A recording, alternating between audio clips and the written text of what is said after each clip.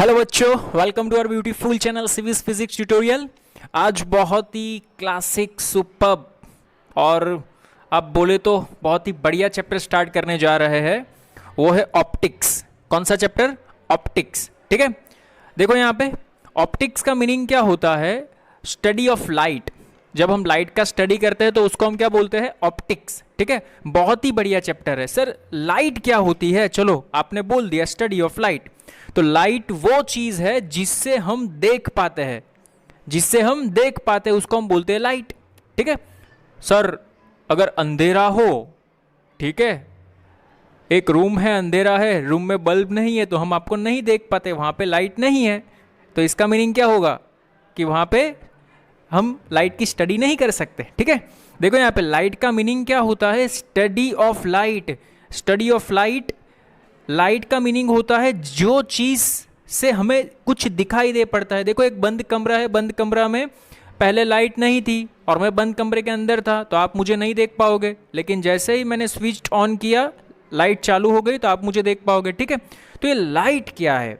Light is an, according to Maxwell, Maxwell नाम का एक साइंटिस्ट था, उसने एक इलेक्ट्रोमैग्नेटिक स्पेक्ट्रम दिया था। ठीक है, चैप्टर नंबर 8 इलेक्ट्रोमैग्नेटिक वेव करके एक चैप्टर है, उसमें एक स्पेक्ट्रम आएगा, इलेक्ट्रोमैग्नेटिक स्पेक्ट्रम। ठीक है, उसने डिफरेंट डिफरेंट टाइप्स के वेव्स रिप्रेजेंट किए थे। ठीक है, उसमें रेडियो वेव था, माइक्रोवेव, इंफ्रारेड, विजिबल रीजन, ठीक है, ultraviolet, gamma rays, X rays, इस टाइप के कुछ रेज थे जिसमें जो विजिबल रीजन था ना, विजिबल रीजन की रेंज कितनी होती है? According to 4000 means almost 4000 angstrom to 7800 angstrom जितनी होती है। ठीक है, ये इसकी रेंज होती है लाइट की। समझ में आ रहा है क्या? देखो यहाँ पे ये मैक्सवेल ने एक इलेक्ट्रोमैग्नेटिक स्पेक्ट्रम रिप्रेजेंट किया था, radio wave, microwave, infrared, visible region, ultraviolet, X rays, gamma rays. इसमें ये वाला जो विजिबल है ना, इसको हम देख पाते हैं, और इसका जब हम स्टडी करेंगे तो इसको हम बोलते हैं स्टडी ऑफ लाइट।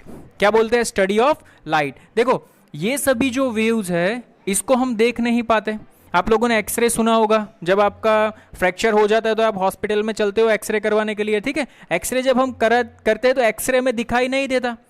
समझ में आ रहा है? जो रेज है वो हमें दिखाई नहीं देता। एक्सरे जब वो फोटोकॉपी में आता है तो हम देखते हैं कि हाँ यहाँ पे क्रैक है। Is it clear? Similarly radio wave, microwave, infrared, ultraviolet, gamma rays, ये सभी रेज है। ठीक है, आप जब रेडियो वेव से गामा रेज की ओर चलते हो, ध्यान से समझ रहे हैं, छोटी छोटी चीजें हैं। जब हम रेडियो वेव से गामा रेज की ओर चलते हैं तो ये जो वेवलेंथ है वो डिक्रीज होती है। वेवलेंथ क्या होती है? डिक्रीज होती है। फ्रीक्वेंसी इंक्रीज होती है, एनर्जी भी इंक्रीज होती है, क्योंकि एक फॉर्मूला है, energy E is equal to H into F. Energy E is equal to H into F, और ऐसा भी फॉर्मूला है E is equal to H C upon lambda. ठीक है, तो यहां से दिखाई दे पड़ता है अगर लैम्बडा डिक्रीज हो रहा है तो एनर्जी क्या हो रही है? इंक्रीज हो रही है। ठीक है, ये भी एक बहुत बढ़िया सा फॉर्मूला, वो भी हम देखेंगे, डिस्कशन करेंगे डिटेल में। ये मैं थोड़ा सा आपको ऊपर इंट्रोडक्शन दे रहा हूं कि ऐसी ऐसी चीजें इस चैप्टर में आएगी। ठीक है, तो स्टडी ऑफ लाइट, इसके मीन्स कि जिस चीज के कारण हम देख पाते हैं उसको हम बोलते हैं लाइट। क्या बोलते हैं उसको हम? Light. Is it clear? Okay, देखो सपोज एक बंद कमरा है, बंद कमरे में क्या है कि एक रेड कलर का शर्ट पहना हुआ आदमी है और एक रेड हॉट आयरन बार है। तो बंद कमरे में क्या दिखाई देगा आपको? वो रेड कलर वाला शर्ट पहना हुआ आदमी या वो आयरन बार? तो हमें वो रेड आयरन बार दिखाई देगा, क्योंकि वहां पे रेडिएशन हो रहा है।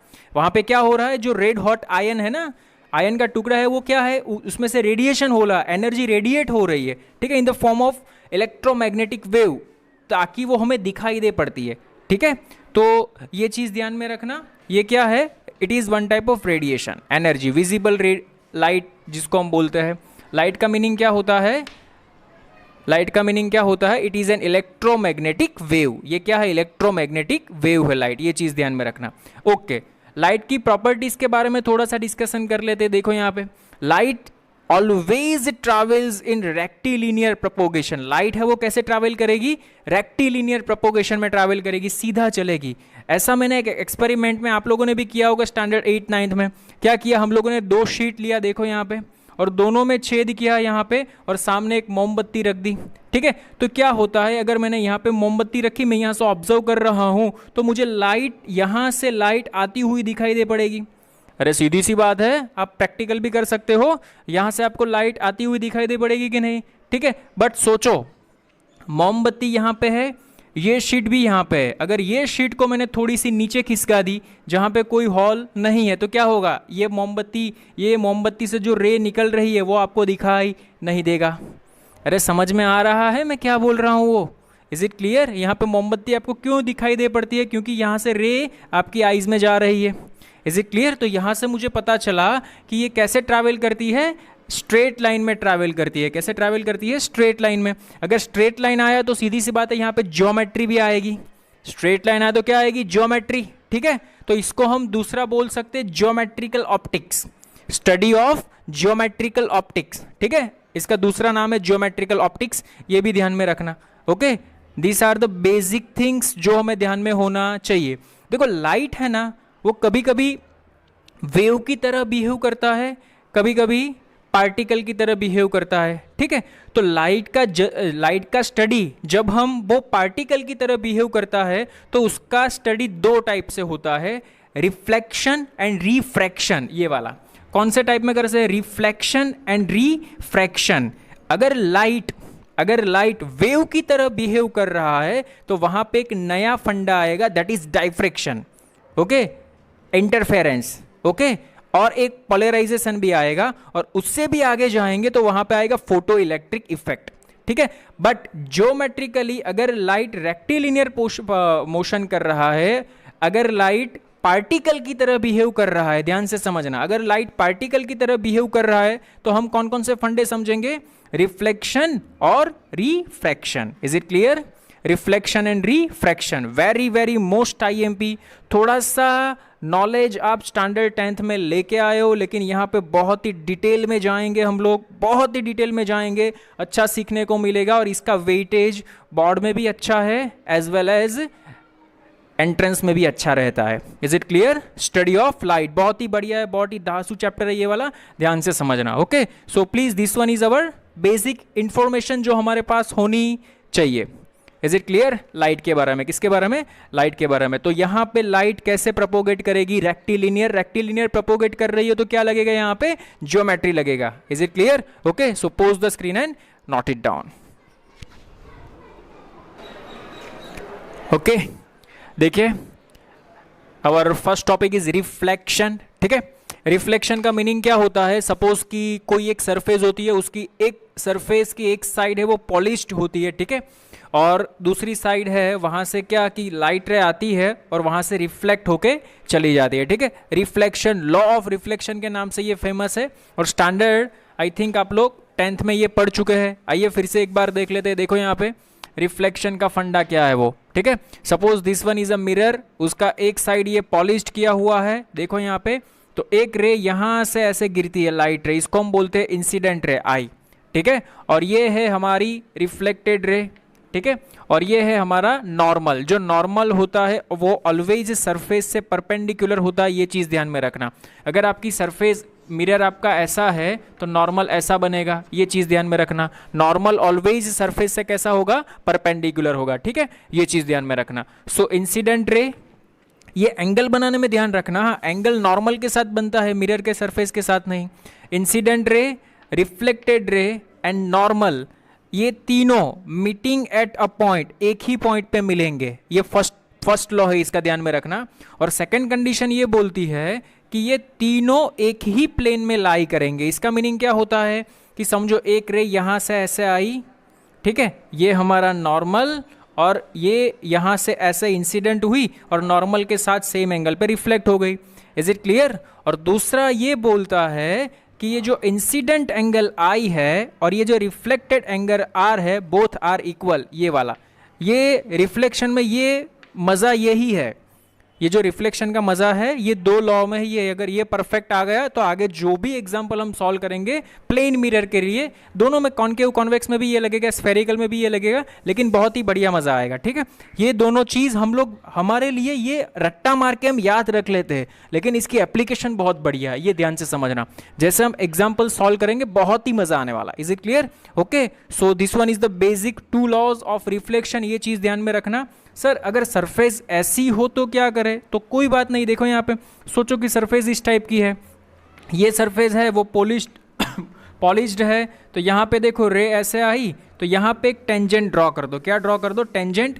टेंजेंट से एग्जैक्ट परपेंडिकुलर नॉर्मल, देखो यहाँ पे टेंजेंट और normal both are perpendicular to each other, तो ये टेंजेंट ये नॉर्मल बन गया, तो ये रे ऐसे आई, ये रिफ्लेक्ट होकर ऐसे चली गई, ये एंगल और ये एंगल क्या होगा? सेम होना चाहिए। Is it clear? समझ में आ रहा है क्या? ओके फाइन, चलो देखो यहाँ पे सपोज सरफेस ऐसी है, स्फेरिकल सरफेस है, ठीक है, ये कोई राउंड सर्कल टाइप का है और अंदर की साइड उसकी पॉलिश्ड की हुई है यहाँ पे, ठीक है, ये पॉलिश्ड की हुई साइड है। तो क्या हुआ कि एक रे यहाँ से यहाँ आया, ये रहा, ठीक है। तो सर्कल का एक फंडा याद रखना, सर्कल का क्या फंडा है कि normal always towards the centre. ये चीज ध्यान में रखना, वेरी वेरी मोस्ट आईएमपी। रे कैसे भी आए नॉर्मल टुवर्ड्स द सेंटर आना चाहिए। देखो रे ऐसे आए, नॉर्मल ये रहा, रे ऐसे आए, नॉर्मल ये रहा। अभी तो सेम रूल आप अप्लाई कर सकते हो। देखो ये हमारा इंसिडेंट रे, ये सरफेस पे इंसिडेंट रे हुआ, ठीक है, तो ये हमारा नॉर्मल ऑलवेज सेंटर पे आएगा, ठीक है। ये इंसिडेंट एंगल आई तो रिफ्लेक्टेड एंगल आर ये रहा, ये वर्टिकल डायरेक्शन में चला जाएगा, ठीक है। सोचो कि रे ऐसे आ रही है, ये रही रे हमारी आ रही है, ठीक है, तो ये जो नॉर्मल बनेगा वो ऑलवेज टुवर्ड्स द सेंटर बनेगा। तो ये इंसिडेंट, ये नॉर्मल के साथ इंसिडेंट एंगल आई और ये सेम एंगल पे रिफ्लेक्ट होके चला जाएगा, ये रहा। Is it clear? समझ में आया क्या? ओके देखो एक क्वेश्चन हम यहाँ से बना सकते हैं कहाँ पे बनाऊँ? चलो यहीं पे बनाऊँगा, शायद आपको दिखाई देगा, कोई प्रॉब्लम तो नहीं है वैसे। देखो यहाँ पे सपोज एक इस टाइप का स्फेरिकल दिया है और ये है अंदर की साइड पॉलिश्ड कर दी, ठीक है। तो यहाँ पे एक रे हुई इंसिडेंट, ये वाली, ये रे इंसिडेंट हुई, ठीक है, और ये पॉइंट P हमें दिया है x, y, ये पॉइंट P है, ये वाला पॉइंट P और P is given x, y। तो हमें ये पूछा है अगर इसकी radius is given r, radius कितनी दी है हमें? r दी है। तो हमें ये पूछा है find the coordinate of this point, ये पॉइंट के कोऑर्डिनेट फाइंड कीजिए, ठीक है। देखो यहाँ पे बहुत ही बढ़िया, बहुत ही इजी एग्जांपल बोल सकते हो आप। पहले तो नॉर्मल ड्रॉ करके बताओ मुझे। ये रहा, देखो ये मेरा नॉर्मल, ठीक है, ये नॉर्मल, ठीक है। तो ये जैसे ही ऐसे आया नॉर्मल, मीन्स ये इंसिडेंट हुआ, तो ये रिफ्लेक्टेड होके ऐसे चला जाएगा। Is it clear? समझ में आया? तो ये हमारा रिफ्लेक्टेड एंगल बना R। नाउ सी हियर, ये कितना बना? 90। तो इंसिडेंट एंगल कितना बना? 45 बना कि नहीं? इंसिडेंट एंगल कितना बना? 40। अरे ये 90 है, ये नॉर्मल है, वर्टिकल दिख रहा है क्या? तो इंसिडेंट एंगल कितना बना? 45। अगर ये एंगल 45 तो सीधी बात है ये एंगल भी कितना बनेगा? 45। ये क्या है? ये है हमारी रेडियस R। तो R के दो कंपोनेंट निकलेंगे, ये कंपोनेंट कौन सा निकलेगा? x कोऑर्डिनेट R cos 45 और ये y कोऑर्डिनेट कितना निकलेगा? R sin 45। cos 45 1/√2, sin 45 1/√2। लेकिन एक चीज़ ध्यान में रखना, जो x है वो नेगेटिव साइड है, y तो ऊपर की ओर पॉजिटिव ही है। So what is the answer? Our answer is -x/√2, sorry -r/√2, y coordinate r/√2। This one is our answer. अरे समझ में आया क्या? कोई प्रॉब्लम नहीं ना? अगर रे यहाँ से ऐसे आ रही होती तो भी आप बना सकते easily.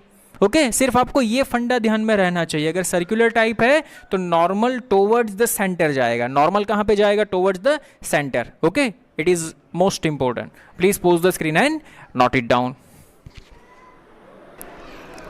Okay so our next topic is image formation बहुत ही बढ़िया है, ये चीज ध्यान में रखना, क्योंकि इसी का तो खेल है इस चैप्टर में, इमेज और ऑब्जेक्ट का। ठीक है, image formation by a plane mirror. तो एक चीज नोट करके याद रखना, two reflected rays make image. दो रे जब रिफ्लेक्ट होगी तो वो इमेज बनाएगी। ठीक है, आइए चलिए मैं आपको बताता हूं, समझो। Suppose this one is plane mirror, is it clear? थोड़ा सा एक्सटेंड कर देते हैं हम लोग। ठीक है, और this one is our object. Okay, this one is our object. Now see here, एक रे यहां पे इंसिडेंट हुई, this one is our incident ray. Okay, ये बन गया हमारा नॉर्मल। अरे नॉर्मल परपेंडिकुलर होता है, this one is our normal. ये हमारा बन गया इंसिडेंट रे आई। ठीक है, तो अगर ये आई है तो सीधी सी बात है, ये angle of incident and angle of reflection both are same. तो ये आई है तो ये रिफ्लेक्टेड रे भी क्या होगा? आई ही होगा, आई ही एंगल पे वो रिफ्लेक्ट होगी। यार बोथ एंगल आर सेम, यार लो कहता है, मैं नहीं कहता, कौन बोलता है? ठीक है, तो ये रे है वो कहाँ से आ रही है? तो मैंने ऑब्जर्वेशन किया कि ये रे है तो ये कहीं मिरर के अंदर से आ रही होगी। ठीक है, ये मिरर से अंदर से आ रही होगी, तो इसको मैंने पीछे एक्सटेंड किया तो मुझे पता चला कि ये रे तो यहाँ से आ रही है। ओके, कोई बात नहीं। देखो एक और रे मैंने निकाली, ये रही, देखो एक और रे यहाँ पे इंसिडेंट हुई। ठीक है, ये बन गया नॉर्मल, ये हमारा बन गया नॉर्मल। ठीक है, ये इंसिडेंट रे जब यहाँ से रिफ्लेक्ट हो रही होगी। ठीक है, तो जरूरी नहीं कि ये दोनों एंगल, ये एंगल इंसिडेंट और ये सेम ही हो, अलग अलग भी हो सकते हैं। ठीक है, तो मैंने अभी यहाँ पे जानकारी के लिए ले लेता हूँ I, suppose this one is I. तो ये रिफ्लेक्ट होके, अरे मिरर में रिफ्लेक्शन होता है वो तो पता है ना, ये इंसिडेंट हुआ, ये नॉर्मल बना, ये रिफ्लेक्ट होके यहाँ पे आ गया। ठीक है, तो इसको मैंने पीछे एक्सटेंड किया तो ये भी यहाँ पे जाके मिला। तो रूल क्या बोलता है? Two reflected rays make image. तो यहाँ पे मुझे क्या मिल गई? इमेज मिल गई। Is it clear? समझ में आया? वो वर्चुअल रियल वो सब बाद में देखेंगे, लेकिन इमेज ऐसे बनती है, ये समझ में आया? Is it clear? कोई प्रॉब्लम? क्या होता है देखो, यहाँ पे एक रे, यहाँ पे एक रे ऑब्जेक्ट में से यहाँ पे इंसिडेंट हुई। सर ये ऑब्जेक्ट में से ही क्यों निकलती है? देखो आपको मैं बताता हूँ। सोचो कि यहाँ पे कोई ऑब्जेक्ट पड़ा हुआ है, ठीक है, और यहाँ पे आप हो, ये रहा आप, तो आपको ये ऑब्जेक्ट क्यों दिखाई दे रहा है? क्योंकि ये ऑब्जेक्ट में से डिफरेंट रेज निकल रही है और ये रे आपके आंख में जा रही है। समझ में आ रहा है? तभी तो आपको दिखाई दे पड़ता है। सोचो अगर आपके बीच में और ऑब्जेक्ट के बीच में कोई दीवार आ जाए तो आप दिखेगी क्या? नहीं ना। तो एक चीज माइंड में डाल दो, ऑब्जेक्ट में से रेज निकल रही है, वो आपके आंख में जा रही है, इसीलिए आपको दिखाई दे पड़ता है। Is it clear? This one is first fundamental, ये चीज हमारे माइंड में रहना चाहिए। हमारे आईज में से रेज नहीं निकलती, ऑब्जेक्ट में से रेज निकल के हमारे आंख में जाके यहां पे रिफ्लेक्ट होके फिर से वहां पे जाएगी। Is it clear? समझ में आ रहा है क्या? तो ऑब्जेक्ट में से रेज निकलेगी और हमारी आईज में जाएगी और हमें ऑब्जेक्ट दिखाई दे पड़ता है। Is it clear? थोड़ा सा फील आ रहा है क्या? ओके, थोड़ा सा प्रैक्टिकल सोचना, क्योंकि ये चैप्टर उस हिसाब से ही समझ में आएगा। बहुत ही बढ़िया चैप्टर है, बहुत ही इंटरेस्टिंग चैप्टर है, अच्छे तरीके से हम लोग समझने वाले हैं।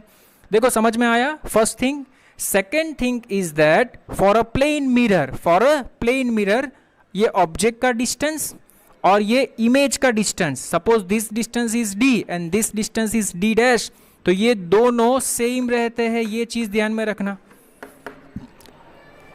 प्लेन मिरर से ऑब्जेक्ट का डिस्टेंस और इमेज का डिस्टेंस क्या होता है? सेम रहता है। फॉर अ प्लेन मिरर, ये चीज माइंड में डालना, for a plane mirror distance of object from the mirror is equal to distance of image from the mirror, both are same. ठीक है सर, प्रूफ करके दिखाओ तो हमें पता चले। आइए देखो प्रूफ करते हैं।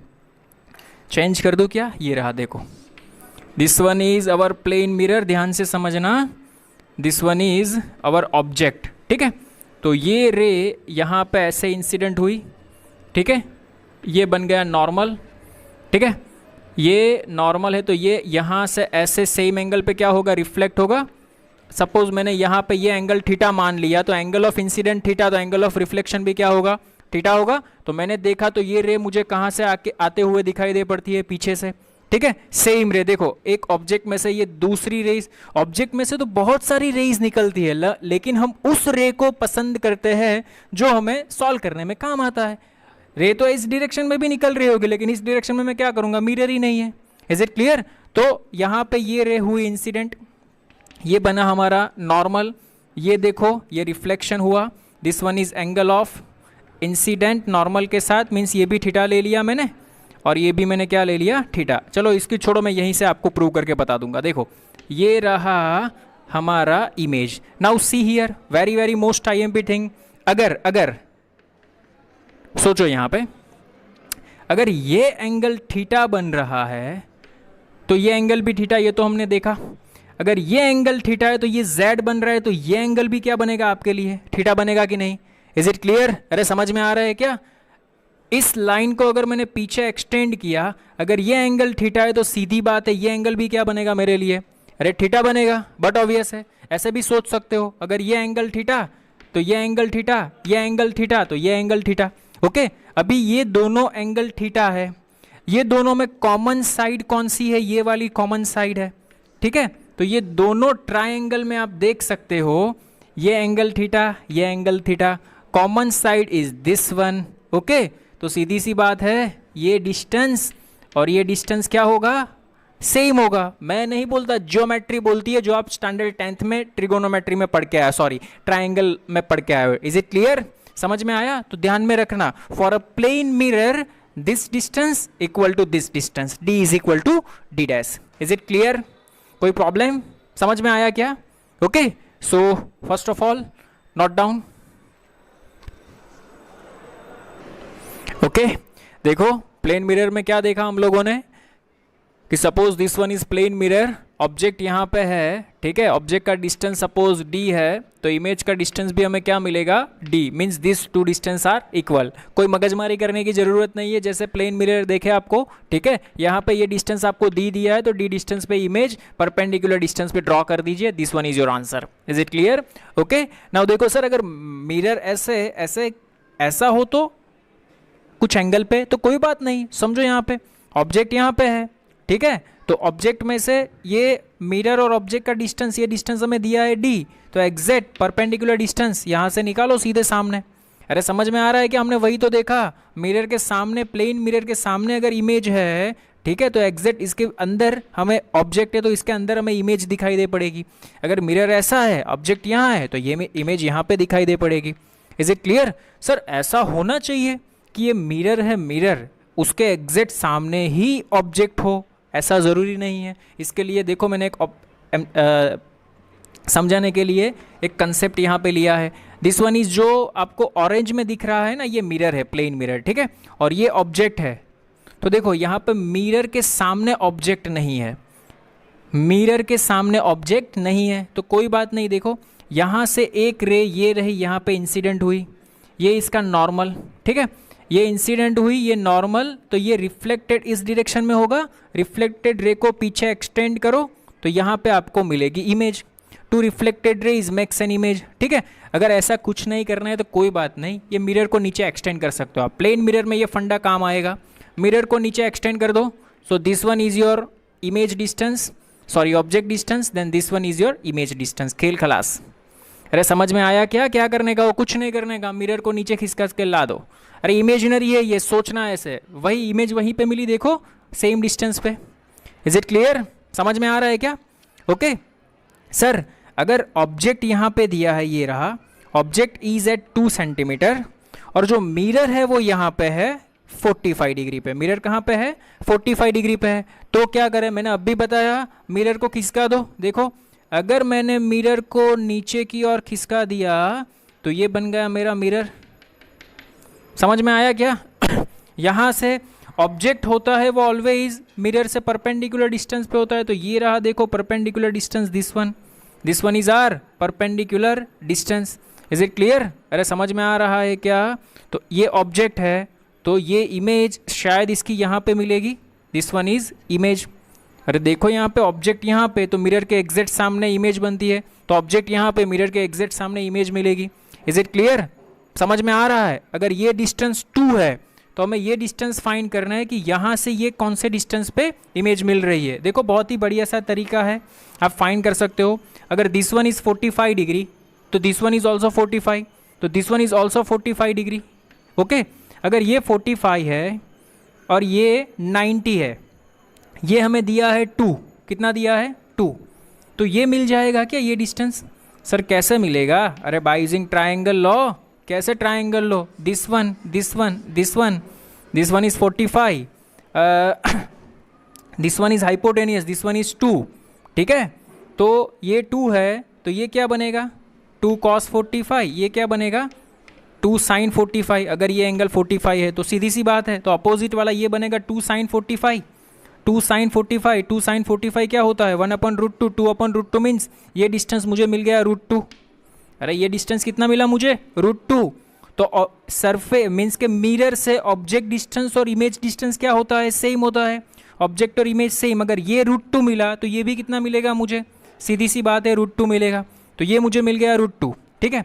ये एंगल 45 तो ये एंगल भी कितना होगा 45, ये 90 तो ये भी कितना होगा 90। तो अभी मुझे कौन सा चाहिए? ये वाली साइड चाहिए, समझ में आ रहा है? ये देखो ये है √2, ये एंगल दिया है 45, तो सीधी सी बात है ये मुझे हाइपोटेनियस निकालना है, तो हाइपोटेनियस कितना मिलेगा 2 मिलेगा। सर कैसे मिलेगा? अरे हाइपोटेनियस का फॉर्मूला अप्लाई कर दो यहाँ पे, cos 45 is equal to cos 45 otherwise sin 45 is equal to opposite. देखो यहाँ पे sin 45 ये रहा, sin 45 is equal to opposite, opposite means √2, opposite means √2 upon ये वाला डिस्टेंस मुझे फाइंड करना है, उसको मैं बोल देता हूँ क्वेश्चन मार्क। तो क्वेश्चन मार्क जो मुझे फाइंड करना है, question mark is equal to √2 upon sin 45, sin 45 क्या होता है 1/√2 होता है, √2 ऊपर चला जाएगा, क्या आंसर आया 2। तो ये साइड भी मुझे कितनी मिली 2 मिली, खेल खत्म।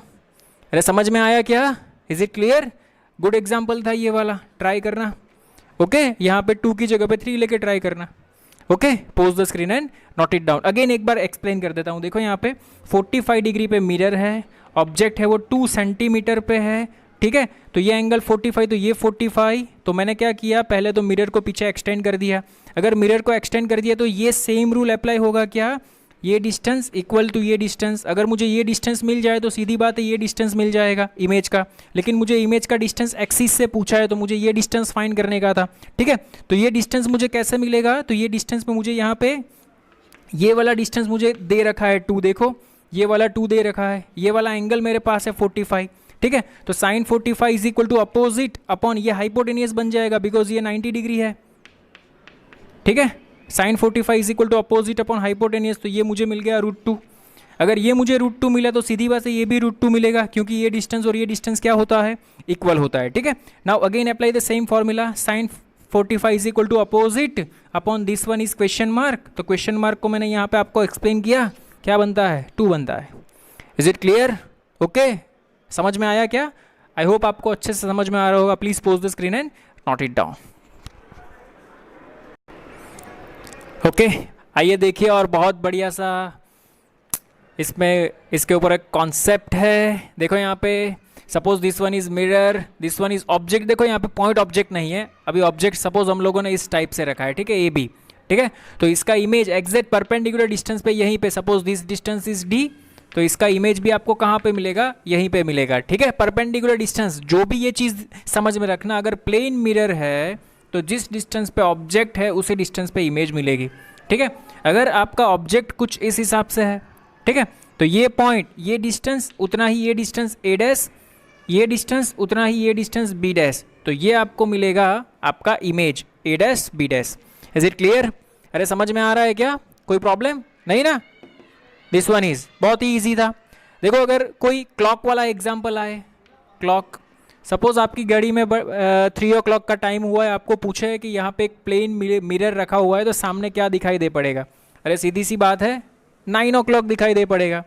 क्या करने का? देखो एक पेज लेना, पेज में ये डायग्राम ड्रॉ करना और उसको लाइट के सामने देखना, आपको उल्टा ये 9 बजते हुए आपको दिखा। अरे एक्चुअल में है तो 3 ही, लेकिन आपको दिख क्या रहा है कि जो ये फॉर्मेशन है वो आपको 9 o'clock जैसा दिखेगा। अदरवाइज नहीं आता तो एक दूसरी ट्रिक भी है ये वाली, 12,00,0, 12 o'clock 60 minute 60 second। Is it clear? तो यहाँ पे 59 मिनट 60 सेकेंड ऐसा बनता है, ठीक है। तो इसमें से 9 को कितना बजा? 3 को सब्सट्रैक्ट कर दो, 3 0 0 0 0, ठीक है। तो 0 0 में से 0 0 जाएगा 0 0, 59 में से 0 0 जाएगा, तो ये भी अभी तो 0 0 रहेगा। 12 माइनस 3, तो 12 माइनस 3 कितना रहेगा 9। सो this one is our answer 9 o'clock। Is it clear sir? ऐसा कोई पर्टिकुलर ऐसा हो तो 2 o'clock 35 मिनट 15 सेकेंड, ठीक है, तो उसको इस हिसाब से करेंगे। देखो 12 o'clock में से सब्सट्रैक्ट करेंगे तो देखो यहाँ पे तो डायरेक्ट सब्सट्रैक्ट 0 माइनस 0 0 हो गया था, लेकिन यहाँ पे क्या है, ऊपर एक्स्ट्रा 0 है, नीचे का टर्म बड़ा है, ठीक है। तो अगर मैंने, ये है हमारे लिए 60, एक्चुअल में ये 60 सेकेंड होता है ना, 0 0, इसका मीनिंग क्या होता है 12, ये 60, ये भी 60 है, ठीक है, लेकिन ये 60 सेकेंड है, तो 60 में से 50 जाएगा तो क्या बचेगा 45। Is it clear? अभी ये हमारे लिए बन गया 59, क्या बन गया 59, 59 माइनस 35 24, और ये हमारे लिए बन गया 11, ठीक है। तो 11 माइनस 2 इज 9, ठीक है। तो मिरर में आप ये टाइम को अगर आप मिरर में देखोगे तो आपको ये दिखाई दे पड़ेगा। Is it clear? समझ में आ रहा है क्या? देखो एक और एग्जांपल लिया है, 8 o'clock 25 मिनट 24 सेकेंड, ठीक है। सेम देखो यहाँ पे 12 o'clock में से इसको सब्सट्रैक्ट कर दो तो ये 60 है, 60 माइनस 24 36, ये क्या है 59, 59 माइनस 25 34, और ये बन गया 11, 11 माइनस 8 3, तो आपका क्या दिखाई दे पड़ेगा 3 o'clock 34 36। ये दोनों का एडिशन करना 12 होना चाहिए, सेम दोनों का एडिशन करना 12 होना चाहिए, अगर होता है तो सही है हमारा। Is it clear? समझ में आया क्या? Okay, so please pose the screen and note it down. Okay, आइए इसके बाद बहुत ही सुपर क्लासिक टॉपिक है field of view. Field of view का मीनिंग क्या होता है कि सपोज कोई एक ऑब्जेक्ट है तो आपको नहीं देखना है। सपोज आप सोचो कि सलून में बैठे हुए हो, ठीक है, तो सलून में जब आप हेयर कटिंग कर रहे होते हो तो आपकी इमेज सामने मिरर में से निकलती है, ठीक है, तो बाहर कोई पर्सन चल रहा होता है तो वो आपकी इमेज को देख पाता है, तो वो अनदर पर्सन आपकी इमेज को कितने पाथ तक देख पाता है, that is known as field of view. अरे समझ में आ रहा है? कब तक? ऐसा थोड़ी ना होता है कि वो चलता जाएगा और आपकी इमेज उसको दिखती जाएगी, लेकिन कुछ सर्टेन टाइम के लिए वो आपकी, सर्टेन पाथ के लिए वो आपकी इमेज को देख सकता है, ठीक है, तो उसी को हम बोलते हैं फील्ड ऑफ व्यू। आइए चलिए हम और आप मिलकर स्टार्ट करते हैं। फील्ड ऑफ व्यू बहुत ही जकास टॉपिक है। देखो यहाँ पे this one is our plane mirror, this one is our plane mirror, ठीक है। यहाँ हमारा था ऑब्जेक्ट, हमें तो पता है, यहाँ पे थोड़ा सा जुगाड़ करना पड़ेगा। रे डायग्राम के जुगाड़ के बाद नहीं, सीधा भी ड्रॉ कर सकते हो। This one is your object, तो इतने ही डिस्टेंस पे यहाँ पे आपको क्या मिलेगी इमेज। एक रे यहाँ से यहाँ गई, रिफ्लेक्ट होके यहाँ गई, दूसरी रे यहाँ से यहाँ गई, रिफ्लेक्ट होके यहाँ गई। ये रे एक्चुअल में आ कहाँ से रही थी, तो हमने सोचा पीछे से आ रही होगी। ये रे कहाँ से आ रही है, हमने सोचा पीछे से आ रही होगी, ठीक है। तो ये हमारी क्या यहाँ पे क्या बनती है, इमेज बनती है। तो देखो दो रिफ्लेक्टेड रेज का ये जो रीजन बनता है ना, इसको हम बोलते हैं फील्ड ऑफ व्यू। अगर ये ऑब्जेक्ट को इमेज, ये थर्ड पर्सन, देखो यहाँ पे कोई ऑब्जर्वर, यहाँ पे चिंटू मिंटू वॉट एवर जो भी खड़ा है, आप खड़े हो, अगर आपको ये ऑब्जेक्ट की इमेज देखनी है तो कहाँ तक आप यहाँ से घूम के यहाँ तक जा रहे होंगे, तो ये ऑब्जेक्ट की इमेज। सर आपने तो ऐसा बोला था कि इमेज तब भी बनती है जब दो रिफ्लेक्टेड रेज मैच करती है, तो देखो मैंने ये भी बोला था कि ये जो ऑब्जेक्ट है ना, ऑब्जेक्ट में से रेज सभी डायरेक्शन में से निकलती होगी। तो एक रे यहाँ पे इंसिडेंट हुई आपके ऊपर और ये रिफ्लेक्टेड रे भी आपके ऊपर इंसिडेंट होगी, ठीक है, तो दोनों रे मिलके आपको इमेज दिखाई दे पड़ेगी। Is it clear? समझ में आ रहा है? इसको हम बोलते हैं फील्ड ऑफ व्यू। ध्यान में रखना, फील्ड ऑफ व्यू फाइंड करने के लिए एक रे मिरर के एक एंड से निकालिए, दूसरी रे मिरर के दूसरे एंड से निकालिए, उसको इमेज के पास एक्सटेंड कीजिए, यहाँ पे जो ये मिलेगा this one is known as field of view. इसका लॉजिक है, ये इसका पॉइंट है, ध्यान में रखना। आपको अगर नोट करके लिखना है तो अपने हिसाब से लिख सकते हो। दो रेज दोनों मिरर के एंड पे से निकालना है फील्ड ऑफ व्यू फाइंड करके। देखो यहाँ पे मैंने ये एंड से एक इंसिडेंट यहाँ पे करवाया, एक रे यहाँ पे इंसिडेंट करवाया, ये रिफ्लेक्ट होकर यहाँ पे निकला, ये रिफ्लेक्ट होकर यहाँ पे निकला। एक्चुअल में ये रिफ्लेक्टेड रे कहाँ से आ रही थी, तो मैंने देखा पीछे से आ रही थी। ये रिफ्लेक्टेड रे कहाँ से आ रही थी, मैंने देखा पीछे से आ रही थी, तो यहाँ पे मुझे ये वाली इमेज मिली। रियल वर्चुअल वो भी बाद में डिस्कशन करेंगे, मैं अभी वहाँ पे नहीं पहुँचा, रियल वर्चुअल वाली ठीक है।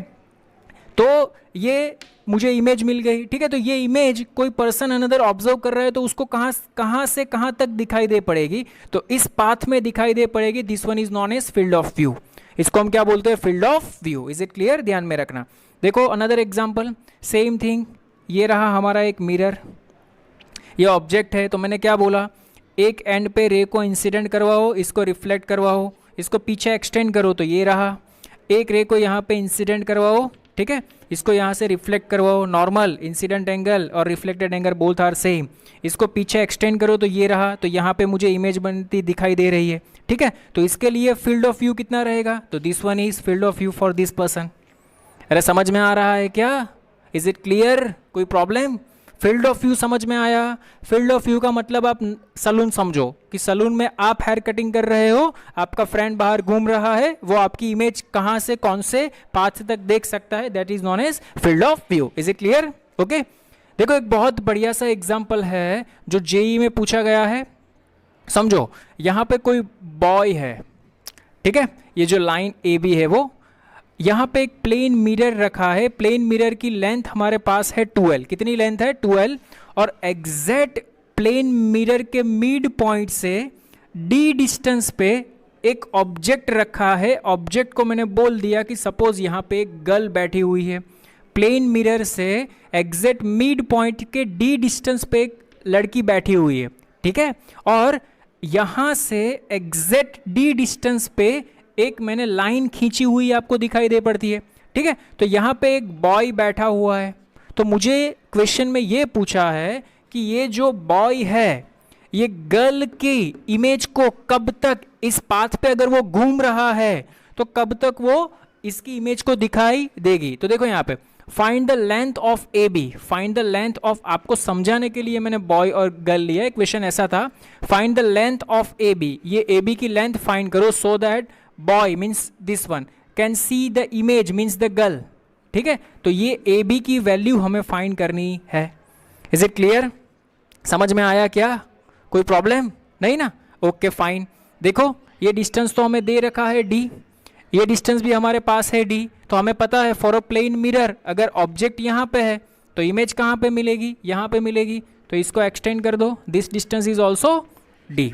ओके, मैंने क्या बोला था, फील्ड ऑफ व्यू फाइंड करने के लिए एक एंड पे रे इंसिडेंट करवाओ, सोचो ये रिफ्लेक्ट होके यहाँ पे आया, सेम एक एंड पे रे इंसिडेंट करवाओ, सोचो ये रिफ्लेक्ट होके यहाँ पे आया। अगर मैंने इसको पीछे एक्सटेंड किया तो ये यहाँ पे मिला और ये यहाँ पे मिला, ठीक है। मुझे क्या फाइंड करना है, ये वाली चीज़ फाइंड करनी है। देखो मैंने क्या किया, इतना डिस्टेंस एज्यूम कर लिया x। नाउ अभी सिमिलरिटीज ऑफ ट्राइंगल की बात करेंगे। देखो आपको यहाँ पे दो ट्राइंगल दिखाई दे रहे होंगे, पहला ट्राइंगल ये वाला, देखो दिस वन, ये वाला ट्राइंगल आपको दिखाई दे रहा होगा, ठीक है, और दूसरा ट्राइंगल ये वाला दिखाई दे रहा होगा। तो मैंने क्या किया, देखो यहाँ पे जस्ट अ मिनट, यहाँ पे नीचे ड्रॉ कर लेता हूँ। देखो ये दो ट्राइंगल मैंने ड्रॉ किए, दिस वन इज ऊपर वाला पोर्शन x, ओके। तो यहाँ से ये लेंथ कितनी होगी, तो d d d, तो ये लेंथ मुझे मिल गई 3d, ठीक है। ये तो मेरे पास है टोटल 12, तो एग्जैक्ट मिड पॉइंट पे है, तो ये कितनी मिली l, ओके। और ये डिस्टेंस कितना है d, तो ये डिस्टेंस मुझे मिल गया d। तो सिमिलरिटीज ऑफ ट्राइंगल में हम रेशियोज इक्वल कर सकते हैं क्या, x upon l is equal to x upon l is equal to 3d upon d, 3d upon d, d से d कैंसिल हो गया, तो x इज इक्वल टू हमें क्या मिला 3l। तो ये लेंथ मुझे मिल गई 3l, तो सीधी सी बात है जितना ये होगा उतना ही ये होगा, तो ये भी कितना मिला 3l। तो मुझे ए बी फाइंड करना था, तो ए बी का आंसर मुझे कितना मिला 6l। इसका मीनिंग क्या होता है, अगर ये बंदा यहाँ से यहाँ तक 6l लेंथ में घूम रहा है तो इसकी इमेज इसको यहाँ पे दिखाई दे पड़ेगी, यहाँ से 6l से यहाँ पे जाएगा और यहाँ पे जाएगा तो उसको इमेज नहीं दिखाई दे पड़ेगी। अरे समझ में आया क्या, इज इट क्लियर, कोई प्रॉब्लम नहीं ना? अच्छा क्वेश्चन था, pose the screen and note it down. या फील्ड ऑफ व्यू के बारे में, ठीक है। तो फील्ड ऑफ व्यू में थोड़े से पॉइंट्स है वो याद रखना जो कि आपको एग्जांपल सॉल्व करने में काम आएंगे। तो first of all take 2 lines, ठीक है। इसका मीनिंग क्या होता है कि जो भी मिरर होता है वहां से 2 लाइन ले लो, ठीक है। Draw on the 2 ends of the mirror, जो ये 2 लाइन है वो देखो यहाँ पे मैंने आपको बताया था, मैं साथ में एग्जाम्पल ले लूँ तो आपके लिए अच्छा रहेगा। देखो एग्जाम्पल मैं लेता हूँ यहाँ पे बहुत बढ़िया सा एग्जाम्पल है एक किया, उस टाइप का ही मैं एक दूसरा एग्जाम्पल लेता हूँ। देखो यहाँ पे सपोज यहाँ पे ये ऑब्जेक्ट है, this one is object. Object से 2 मीटर के डिस्टेंस पे, ये रहा 2 मीटर डिस्टेंस, यहाँ पे एक 1 मीटर ऊपर, यहाँ से 1 मीटर ऊपर ये रहा 1 मीटर ऊपर, दिस वन इज एक मिरर है, ठीक है। ये मिरर ये 1 मीटर ऊपर है, हाँ, means this distance is 1 metre and this one is 1 metre. Okay, ये मिरर की लेंथ तो ओनली 1 मीटर ही है, ठीक है। और यहाँ से 2 मीटर के डिस्टेंस पे, यहाँ से 2 मीटर के डिस्टेंस पे एक पाथ है, ठीक है। यहाँ पे सोचो कोई बंदा है, वो यहाँ से इस पाथ पे वॉक करके जा रहा है, ठीक है। तो हमें क्वेश्चन में ये पूछा है कि ये जो बंदा यहाँ से ऐसे जा रहा है तो उसको ये ऑब्जेक्ट की इमेज कहाँ तक दिखाई देगी, मीन्स इसके लिए मुझे फील्ड ऑफ व्यू फाइंड करना है। क्या फाइंड करना है? फील्ड ऑफ व्यू फाइंड करना है, ठीक है। तो एक चीज़ पहले आप सोच लो, मैंने बताया था मिरर को आप एक्सटेंड करके, ये ऑब्जेक्ट यहाँ पे है तो इसकी इमेज आपको यहीं कहीं पे दिखाई दे पड़ेगी, ठीक है। ओके, चलिए आइए, first of all take 2 lines. तो मैंने 2 लाइन पहले ले ली, देखो यहाँ पे एक मैंने बोला था एक लाइन एक एंड से निकालो ऑब्जेक्ट में से, ये रही, एक रही यहाँ पे गई, और दूसरी लाइन ऑब्जेक्ट में से यहाँ पे निकालो तो ये दूसरी लाइन गई, ठीक है। ये लाइन रिफ्लेक्ट होके, सोचो ये लाइन रिफ्लेक्ट होके यहाँ पे आई, दिस वन, तो इसको मैंने पीछे एक्सटेंड किया तो ये मिला पहली इमेज, ये रिफ्लेक्टेड रे है। और ये दूसरी लाइन को मैंने पीछे एक्सटेंड किया तो यहाँ पे, तो ये लाइन मुझे यहाँ पे मिली। Is it clear? This one is our path, means this distance is the field of view, this distance is the field of view for this person. अगर ये पर्सन इस पाथ में से गुजरेगा, देखो यहाँ पे मैंने यहाँ पे लिखा है the reason in between the reflected rays is called field of view. ये जो 2 रेज रिफ्लेक्ट हो रहा है, इसका जो रीजन है उसको हम क्या बोलेंगे? फील्ड ऑफ व्यू बोलेंगे, ठीक है। तो मुझे ये डिस्टेंस फाइंड करना है, तो मैंने क्या किया, देखो यहाँ पे पहले ये डिस्टेंस एज्यूम कर लिया, suppose this one is Y and this one is X, ठीक है। तो ये रिमेनिंग डिस्टेंस है डी मुझे फाइंड करना है, डी है फील्ड ऑफ व्यू, ठीक है। तो यहाँ पे भी हम वो ट्राइंगल वाला सिमिलरिटीज ऑफ ट्राइंगल लगाएंगे। देखो मैं लगाता हूँ सिमिलरिटीज ऑफ ट्राइंगल, पहला ये वाला ट्राइंगल लेता हूँ, देखो ये वाला, दिस वन ट्राइंगल, देखो यहाँ पे मैं ड्रॉ कर रहा हूँ this one triangle, okay. This distance is x, so this one is x, this one is 2 + 2, तो ऑब्जेक्ट यहाँ पे है तो 2 मीटर पे ही आपको इमेज मिलेगी, ठीक है। तो यहाँ से ये डिस्टेंस कितना हो गया आपके लिए? 6 हो गया। Is it clear? अभी इसमें देखो ये छोटा वाला, तो ये डिस्टेंस 2, ये डिस्टेंस 1, तो ये रहा this one is 2 and this one is 1, ठीक है। तो इसमें सिमिलरिटीज ऑफ ट्राइंगल क्या लगाएंगे हम लोग? x/6 इज इक्वल टू 1/2, तो x की वैल्यू मुझे क्या मिल गई? x की वैल्यू मिली मुझे 3, बट मुझे तो d फाइंड करना है तो y भी निकालना होगा। तो y के लिए देखो ये बड़ा वाला ट्राइंगल सोच सकते हो आप y के लिए, ठीक है। तो बड़ा वाला ट्राइंगल में क्या रहेगा? y/6, तो y/6 इज इक्वल टू ये छोटा वाला ट्राइंगल, देखो इसी लाइन पे आ रहा है छोटा वाला ट्राइंगल, 2/2 क्या होता है? 1, तो y की वैल्यू मुझे क्या मिली? 6 मिली। मुझे चाहिए d इज इक्वल टू क्या होता है? y में से इतना निकाल दो, ये टोटल y है, इसमें से x निकाल दो, d मिल जाएगा। So d is equal to 6 - 3, so our answer is 3 metre. इसका मीनिंग क्या होता है? ये 3 मीटर के एरिया में अगर ये बंदा चल रहा है तो ये ऑब्जेक्ट की इमेज उसको दिखाई दे पड़ेगी। This one is known as field of view, ठीक है। इसके रूल्स मैंने यहाँ पे लिखे हैं, देखो take 2 lines, draw on the 2 ends of the mirror, जो ये फर्स्ट लाइन, ये second line, take 2 lines, draw on the 2 ends of the mirror, reflect them, the reason in between the reflected rays is called field of view. ये जो भी reason में reflect करेंगे इसको हम बोलेंगे field of view. Position of image does not depend on the size of the mirror, देखो मैंने बोला ये जो पोजीशन ऑफ द इमेज, ये जो इमेज है वो मिरर की साइज के ऊपर डिपेंडेंट नहीं करता, but field of view depends on the size of the mirror. तो सीधी सी बात है, अगर आपने मिरर की साइज बड़ी ले ली होती तो फील्ड ऑफ व्यू इंक्रीज हो जाता। समझ में आ रहा है? ये चीज़ ध्यान में रखना, फील्ड ऑफ व्यू है वो मिरर की साइज के ऊपर डिपेंड करेगा। अरे सोचो यहाँ से यहाँ तक आपने इतना लंबा मिरर लिया होता तो इमेज की साइज़ में फ़र्क पड़ जाता ना। Is it clear? समझ में आ रहा है? तो ये लास्ट वाला पॉइंट बहुत ही इंपॉर्टेंट है। फील्ड ऑफ व्यू किसको बोलते हैं पता चला कि नहीं? ओके, नाई की दुकान याद रखना, आप हेयर कटिंग करवा रहे हो और बाहर आपका फ्रेंड आपको देख रहा है, कितने डिस्टेंस में वो देख सकता है, that is known as field of view. Is it clear? Okay, so this one is the best topic, pause the screen and note it down. देखो ये भी बहुत बढ़िया है, minimum length of the mirror to see full image of an object, ये concept है, इसके ऊपर से एमसीक्यूज निकल सकते हैं। देखो यहाँ पे suppose this one is mirror, ये हमारे पास मिरर है, ठीक है, ये मिरर है। ओके, यहाँ से सोचो d डिस्टेंस पे, कितने डिस्टेंस पे? d डिस्टेंस पे एक h हाइट का ऑब्जेक्ट रखा है, ये ऑब्जेक्ट है जिसकी हाइट कितनी है? h है, ठीक है। तो मुझे ऐसा पूछा है कि minimum length of the mirror, ऐसा नहीं होता कि पूरा मिरर में ही आप पूरी लेंथ देख सकते हो, ठीक है। अगर मिरर की साइज आप कम कर दे तो भी आपको लेंथ पूरी दिखाई दे पड़ती है। तो हमें ये पूछा है व्हाट इज द मिनिमम कितनी लेंथ रखे ताकि हम ये पूरे ऑब्जेक्ट की इमेज को देख सके, ठीक है। आइए चलिए हम और आप मिलकर स्टार्ट करते हैं। तो देखो मैंने क्या किया, मैंने ऐसा माना कि सपोज दिस डिस्टेंस, ये h है तो ये भी मिरर पूरा h होगा। तो मैंने क्या माना कि सपोज हाफ हाइट कंसिडर कर ली, दिस वन इज h/2, ठीक है।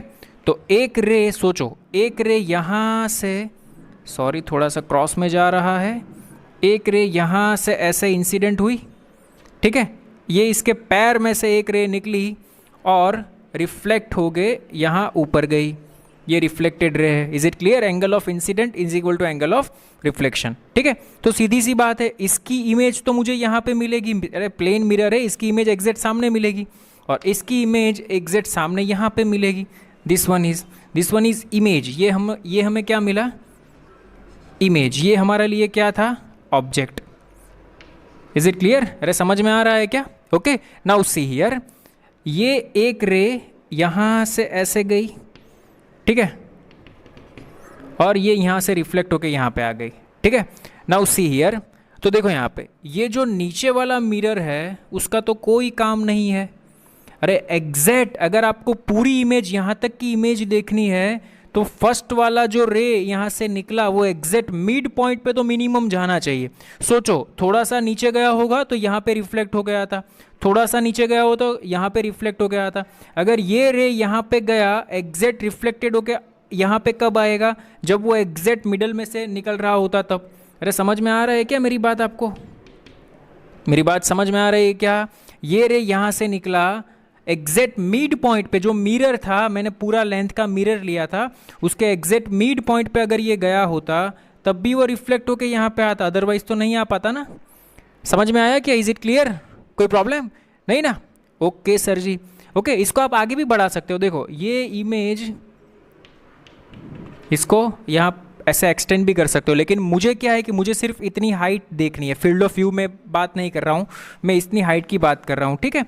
तो एक रे यहाँ से ऐसे गई तो इसकी इमेज सामने बनेगी तो ये रिफ्लेक्ट होकर फिर से यहाँ पे आ जाएगा।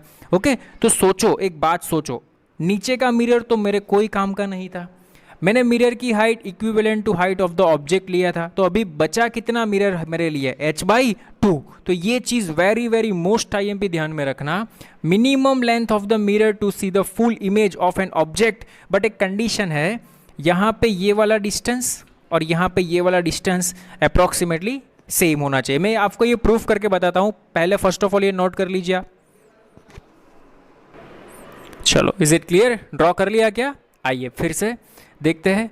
देखो ये हाइट, ये सोचो कि यहाँ पे आपका पैर है, ठीक है, और यहाँ पे आपकी आईज है। आई पोजीशन भी आप यहाँ पे लिख सकते हो, आई पोजीशन, ठीक है। तो एक रे तो यहाँ से ऐसे गई, यहाँ पे रिफ्लेक्ट हो गया आ गई, और एक रे यहाँ से आपने निकाली, यहाँ पे गई, यहाँ पे रिफ्लेक्ट हो गया आ गई, ठीक है। तो ये लोअर पॉइंट यहाँ पे, हायर पॉइंट यहाँ पे मिल जाएगा, ठीक है। नाउ सी हियर, देखो ये एंगल थीटा, तो सीधी बात है ये एंगल भी incident angle is equal to reflected angle. इसको आप कोई भी नाम दे सकते हो। देखो मैंने यहाँ पे दे दिया ए, बी सी।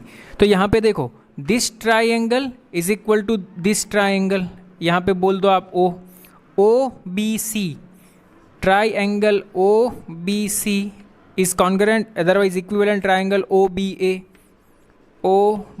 ए। इसका मीनिंग क्या होगा, अगर ये दोनों एंगल सेम है तो ये दोनों साइड भी सेम होगी। So we will write A B is equal to B C, A B is equal to B C. But A B plus B C is equal to तो H है, A B plus B C is equal to क्या है, H है। तो मैं ऐसे लिख सकता हूँ A B is equal to H by two. अरे सीधी सी बात है, ये दोनों इक्वल है, कोई भी एक वैल्यू रख दो तो A B is equal to क्या आ जाएगा आपके पास, एच बाई टू। तो A B is equal to H by two, तो B C is equal to भी क्या आएगा, एच बाई टू। तो ये इसके पैरेलल आ गया। तो मिरर की मिनिमम कितनी हाइट होनी चाहिए, एच बाई टू। ये चीज़ ध्यान में रखना, मोस्ट IMP। कई बार डायरेक्टली पूछ लेंगे, अगर पर्सन की हाइट इतनी है तो मिनिमम मिरर की लेंथ कितनी होनी चाहिए। उल्टा भी पूछ सकते हैं, मिरर की लेंथ इज गिवन तो पर्सन की हाइट कितनी होनी चाहिए। अगर मिरर की पूछिए तो हाफ, ऑब्जेक्ट की पूछिए तो डबल। Is it clear? ऐसे याद रखना, अगर मिरर्स की पूछी है तो हाफ, अगर ऑब्जेक्ट की पूछी है तो डबल। Is it clear? समझ में आया क्या? कोई problem? Okay, note it down.